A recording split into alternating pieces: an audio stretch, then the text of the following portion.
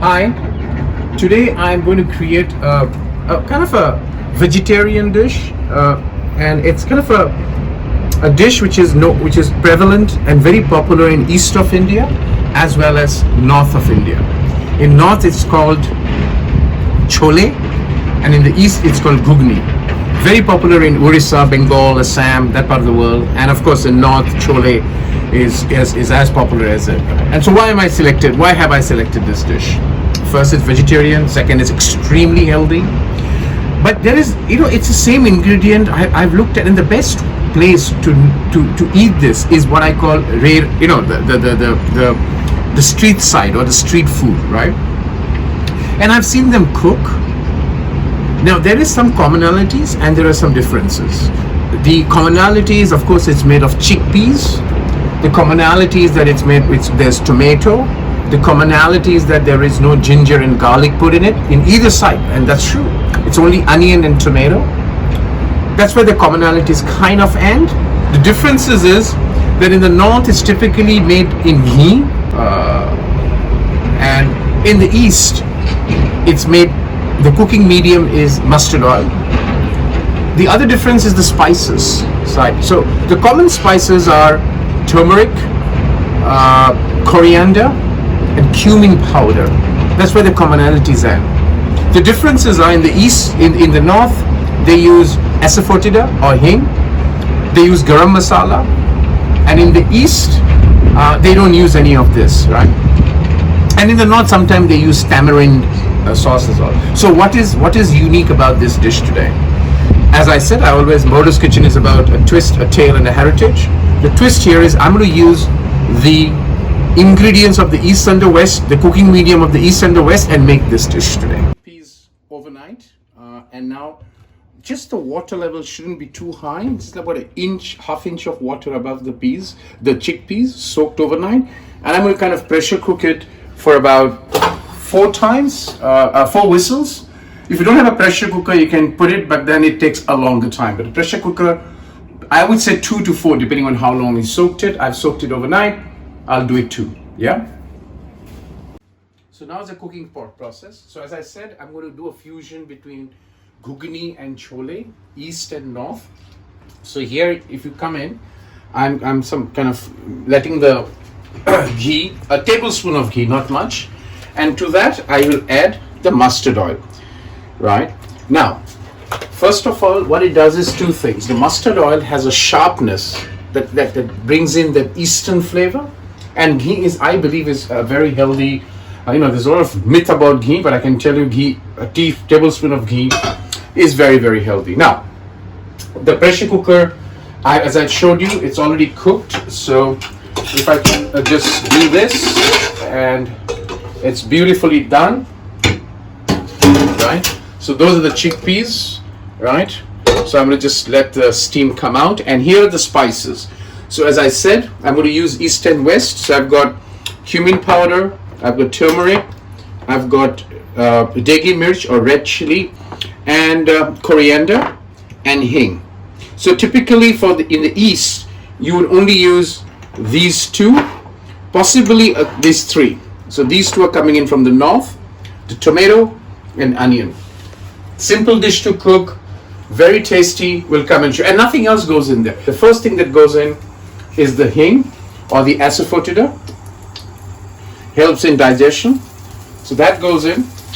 The onion. Remember, we're not using ginger garlic paste, and it's not used either north or south. It's not used in either. So when I pressure cooked the chickpeas, I'd already put salt. So you have to be careful. So I'm putting a little bit of salt just to glaze the onion and extract the water out of the onion, so it gets translucent faster.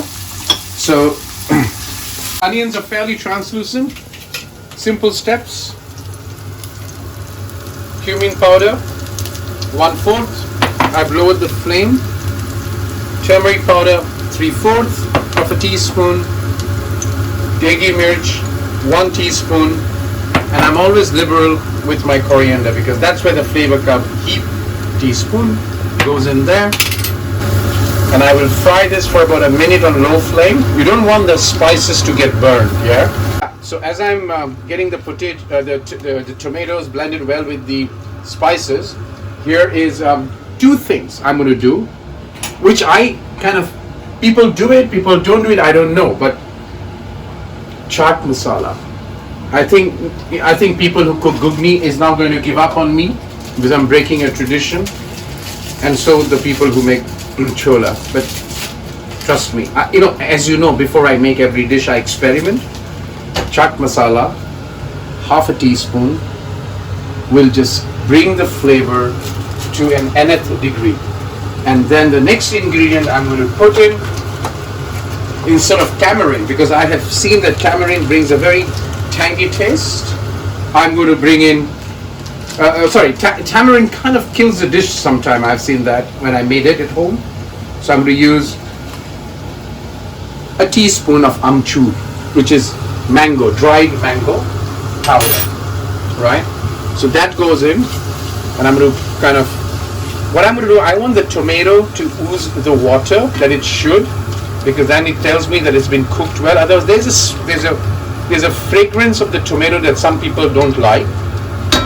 So I'm going to just do that. Cover it for about 2 minutes so that the tomato gets really, kind of, it glazes, it oozes the water, the water of the tomato and blends well. Last step is I'm going to just put this in there and simmer it for about 25 minutes. 2 minutes up. So I'm going to put this on this. Just remove the pan.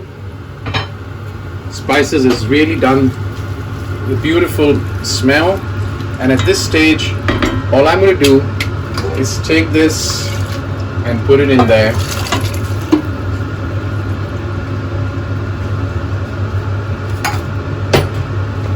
And I just stir this, and what I will do, because I'm going to now put this for a simmer for about 30 minutes. I don't like too much of pressure cooking. You can actually really mash this up and make it really soft in a pressure cooker, but I prefer to do it this way because then it absorbs the spices as it cooks. So this will go for 30 minutes of simmer, and I'll do the last step. At this stage is when I do my salt test. Because of the chaat masala, remember chaat masala has some salt, so be careful to ensure that you do your final salt test after putting the chaat masala, right?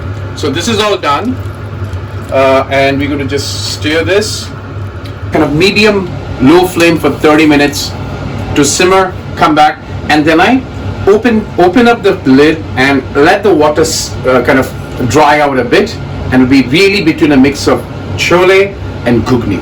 So we'll come into the last step. So that's about 30 minutes is over, so I'm going to put that off. It's going to be very hot. So what I'm going to do now is I'm going to just take the lid off, and I'm going to dry that water a little bit. It's all done. It's all beautifully done. Chole, spices of both being mixed up to create that dish. It's very healthy actually. What I do this is I have it for some, when I have to snack, I snack this. A little bit of bowl, put a little bit of onion, chopped onion, a little bit of coriander, and you're done. You're beautiful on that dish. So here's another dish from Bordo's kitchen, a fusion of the East Ghugni and the North Chole brought to you together. Make it at home, enjoy it, and stay safe, stay healthy, and stay distanced but not disconnected. Cheers.